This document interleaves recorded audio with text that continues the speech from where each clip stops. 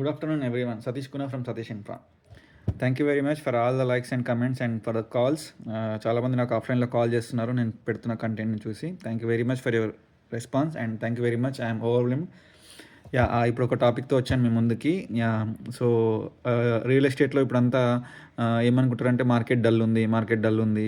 So ఏంటి అని అందరూ అనుకుంటారు, కానీ మార్కెట్ అనేది డల్ ఉండదండి. రెండు మార్కెట్లో, either buyers market or sellers market.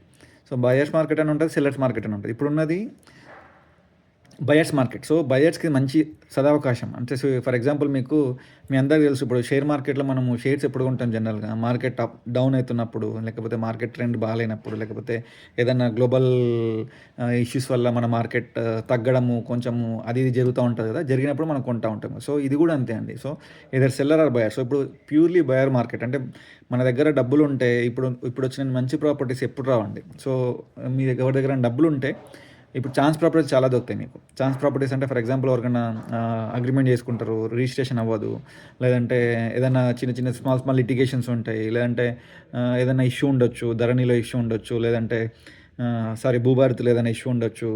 ఇట్లాంటి ఇష్యూస్ ఉంటాయి అనమాట. సో ఇష్యూస్ని బట్టి కూడా అమౌంట్ తగ్గుతూ ఉంటాయి. కొంతమంది డాక్యుమెంట్స్ ఉంటాయి, ఫిజికల్గా వాళ్ళు ఉండరు, డాక్యుమెంట్స్ కూడా అమ్ముతారు. మీకు తెలుసా, 5,000కి 10,000కి లక్షకు 2 లక్షలకి ఇట్లా డాక్యుమెంట్స్ అమ్మే వాళ్ళు కూడా చాలామంది ఉన్నారు. ఫిజికల్గా వాళ్ళు ఉండరు, కానీ డాక్యుమెంట్ వాళ్ళ దగ్గర ఉంటుంది.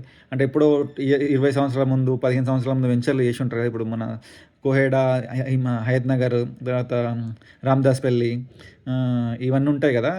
ఇక్కడ ఈ ఏరియాస్లలో చాలామంది అప్పట్లో వెంచర్స్ తీసుకుని ఉంటారు. అప్పట్లో 1500, 1000, 2000 పెట్టి తీసుకుని ఉంటారు కదా. ఇప్పుడు వాటికి మంచి రేట్స్ వచ్చినాయి, కానీ వాళ్ళ ప్లాట్ ఏడు ఉందో తెలియదు, ఎవరో ఫిజికల్గా వెళ్ళి వెతకాలి. రీసెంట్గా ఒక కేసు వచ్చింది నా దగ్గర. వాళ్ళు ఒక 10-15 ఇయర్స్ బ్యాక్ సిద్దిపేట నుంచి ఉన్న క్లయింట్, వాళ్ళకి పెట్రోల్ బంక్స్ ఉన్నాయి. వాళ్ళు ఏంటంటే అబ్దుల్లాపూర్మెట్లో వాళ్ళు ఒక 1000 గజాలు కొన్నారు. ఎప్పుడో ఒక 15 ఇయర్స్ బ్యాక్ అనుకుంటా. వాళ్ళు అంతా బ్రదర్స్ కలిసి ఒక దాదాపు ఒక 4,000 గజాలకు కొన్నారనమాట. వాళ్ళకు 7 మెంబర్స్ అన్నదమ్ములు. సో వాళ్ళు ఏంటంటే కొనుక్కొని పెట్టుకున్నారు. సో బట్ రీసెంట్గా ఏంటంటే వాళ్ళ ప్లాట్ ఎక్కడుందో తెలియదు వాళ్ళకి.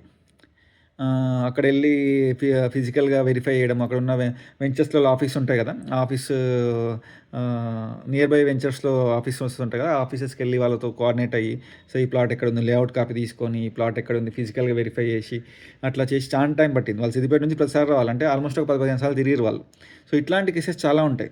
అంటే వీళ్ళు కాబట్టి ఓపిక ఉంది కాబట్టి తిరిగినారు. కొంతమందికి ఓపిక ఉండదు, నాకు ఎంతో అంత వస్తే ఇచ్చేస్తాను అంటారు. సో అక్కడ ఉన్న దగ్గరలో నియర్ బై ఉన్న వాళ్ళతో సపోర్ట్ తీసుకొని వాళ్ళు డాక్యుమెంట్ అమ్మేస్తారనమాట. సో ఈ రేట్ నడుస్తుంది, మీకు ఈ డాక్యుమెంట్ ఇంతకు ఇచ్చేస్తాను, మీరు ఏమన్నా అమ్ముకోండి, ఫిజికల్గా మీరు చూసుకుంటారా, దాన్ని ఎవరున్నారో దానికి ఫిజికల్గా మేము కబ్జాలు ఎవరున్నారో మనకు తెలియదు. సో వాళ్ళే కబ్జాలు ఎవరో మీరంతా మీరే, హెడ్ఏక్ అంతా మీదే. సో ఇట్లాంటివి చాలా ఉంటాయి. సో ఛాన్స్ ప్రాపర్టీలు చాలా దొరుకుతుంటాయి.